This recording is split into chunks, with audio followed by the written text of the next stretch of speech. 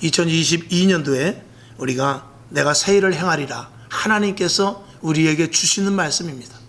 이 땅의 모든 하나님의 자녀들에게 주신 말씀이다. 대전제다 라고 생각을 여러분들이 하시기 바랍니다. 하나님은 재작년 코로나 시대에서부터 지금까지 계속해서 하나님의 의도를 가지고 일했다고 봐야 됩니다. 이 일은 사람이 저질러서 중국에서 우한 폐렴이 일어났어 또 그것뿐만이 아니라도 역사 속에서 전쟁이 일어나든지 아니면 이런 우한 폐렴과 같은 이런 전염병이 생긴다든지 기근이 생긴다든지 이런 일들이 사람의 잘못으로 일어났다 할지라도 하나님은 분명히 의도를 가지고 계십니다. 이스라엘 백성들을 모았을 때 이스라엘 백성들이 하나님의 말씀이 불순종될 때 그때 기근이 옵니다. 이스라엘 백성들이 하나님의 말씀대로 살지 않고 우상을 섬길 때 전쟁이 옵니다. 이스라엘 백성들이 하나님을 대적하고 선지자들의 말을 듣지 않고 거짓 선지자들의 말을 들을 때 질병이 오게 됩니다. 물론 사람이 잘못을 했지만 하나님은 어떤 의도를 다 갖고 계시는 것입니다.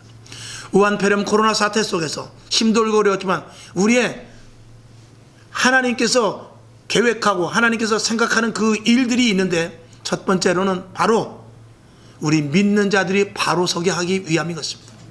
하나님은 다른 것들을 보지 않습니다. 작년에 수차례 계속해서 말씀을 드렸습니다만 의인 10명 없어서 소돔과 고모라 성이 무너졌습니다. 불의 유황불에 타버렸습니다. 왜 그렇습니까? 이스라엘의 남유다가 멸망을 당할 때 예레미야 선지자를 통해서 그랬습니다. 예루살렘 성 밖으로 나가봐라. 공의와 진리를 쫓는 자, 진리를 구하는 자 한 사람만 있어도 내가 이 예루살렘 성을 멸망하지 않겠다 그랬어요. 그만큼 타락하고 부패하고 위에서부터 아래 백성에게 이르기까지 모두가 다 썩어져 있을 때 하나님은 전쟁을, 기근을, 질병을 등등 여러 가지 재앙을 일으키게 되는 것입니다. 그때 할 것은 다른 것 없습니다. 죄를 쓰고 회개하는 것입니다.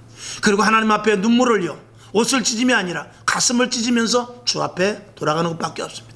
지금 이 코로나를 해결하는 방법 한 가지 다른 것 없습니다. 주의 종들과 믿는 자들과 직분자들이 엎드려 금식하고 회개하는 것밖에 없습니다.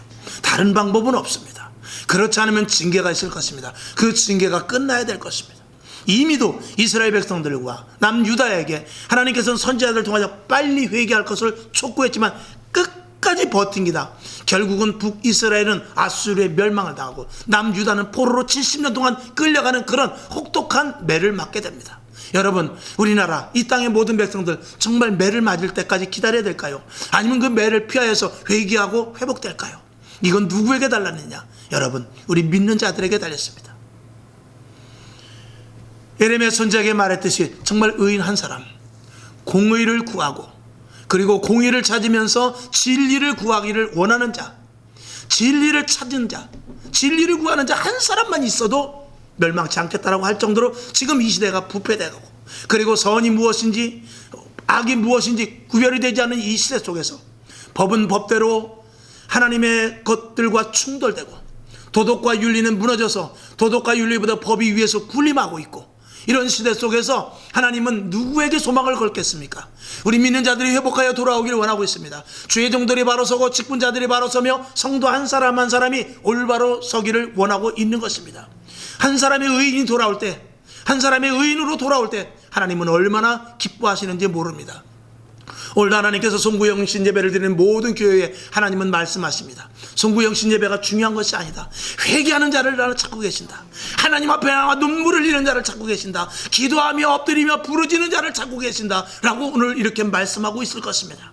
이 단순한 예배, 우리가 나름대로 형식적인 예배, 이거는 하나님이 정말 얼마만큼 기뻐하실지 우리는 믿습니다. 그러나 분명한 것은 하나님은 그것보다도 우리가 정말 주 앞에 나와서 내 마음을 다하고 내 마음을 쏟으면서 정말 내년부터는 새 마음을 갖기를 원합니다. 내년부터는 그리스도인으로서 온전히 살기를 원합니다. 내년부터는 하나님의 자녀답게 살기를 원합니다. 불의와 타협하지 않기를 원합니다. 세상 사람들이 속고 속이고 속는다 할지라도 나는 그 자리에 가지 않겠습니다는 그런 믿음을 갖고 고백을 하고 실천해 나갈 때 하나님께서 대한민국 그리고 이 땅의 코로나를 종식시켜 주실 줄로 믿습니다.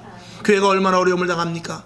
빛과 소금의 역할을 감당하지 못하여 세상 사람들이 교회를 우습게 보고 교회를 아주 재수없게 보고 교회 다니는 사람들을 인상 쓰면서 적대시하는 이 상황, 이걸 누가 만들었습니까? 믿는 자들이 만드는 것입니다.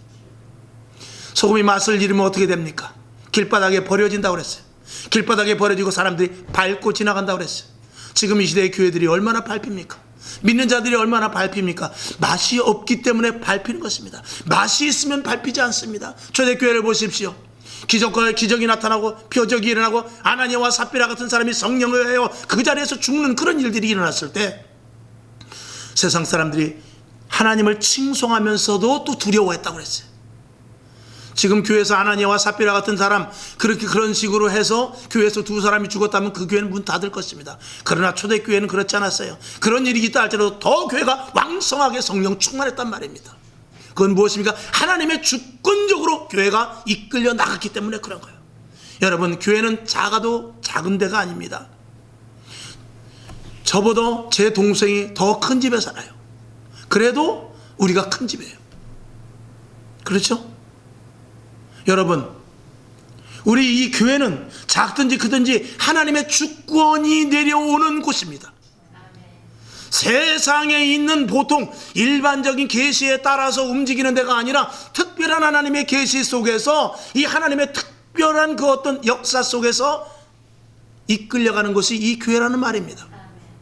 그래서 성경에 있는 터무니없는 홍해가 갈라지고 여리고성이 무너지고 죽은 자가 살아나며 베드로같이 물을 걷는 그런 일들이 이 교회 안에서는 통용되는 것이 이 교회인 것입니다. 누구에 의해서? 하나님의 주권에 의하여서 일어나는 것이 교회고 그것이 일어나야만 되는 것이 교회입니다. 그게 초대교회였어요.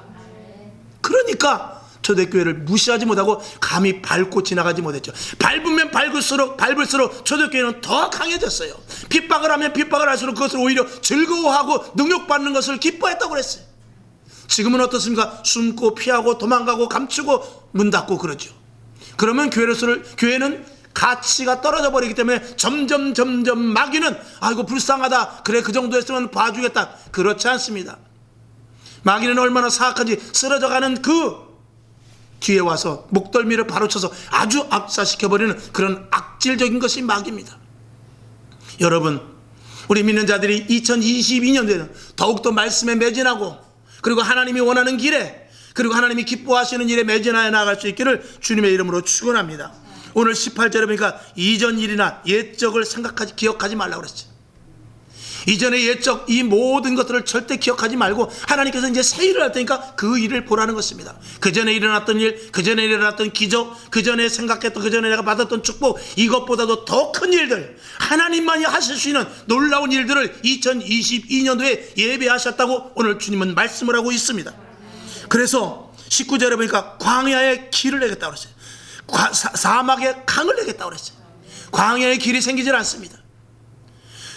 사막에 강이 날 수가 없습니다. 그런데 하나님께서는 사막에 강을 내고 그리고 광야에 길을 내시겠다고 말씀하고 있어요. 이루어질 수 없는, 사람의 생각과 사람의 계획으로 될 수 없는 일을 하나님께서 하시겠다고 오늘 분명히 말씀하고 있는 거예요.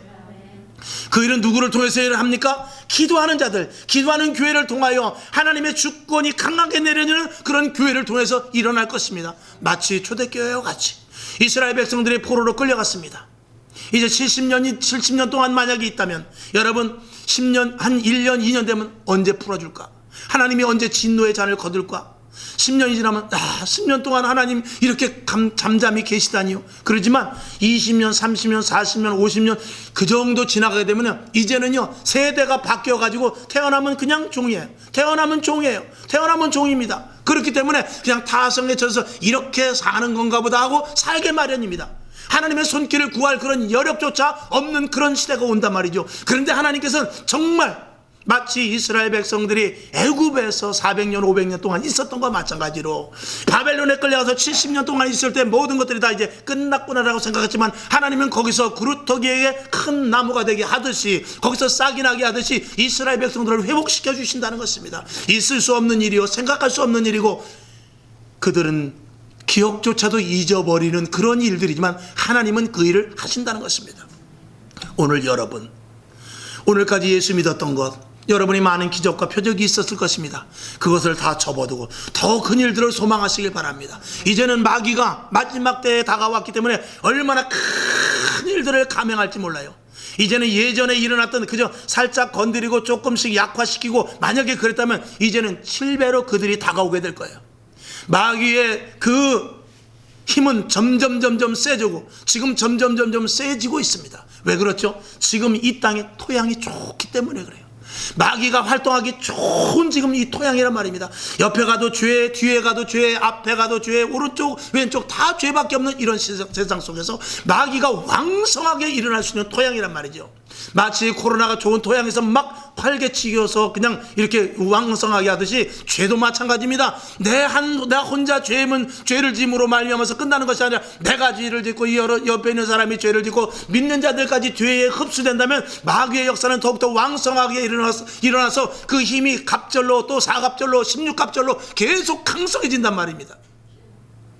그래서 하나님께서 우리에게 주신 놀라운 역사와 하나님께서 우리에게 주신 축복과 하나님께서 우리에게 행하시는 모든 일들도 7배, 70배, 49배로 강해진다는 사실을 여러분들이 믿으시고 그 은혜를 받아야 될 줄로 믿습니다.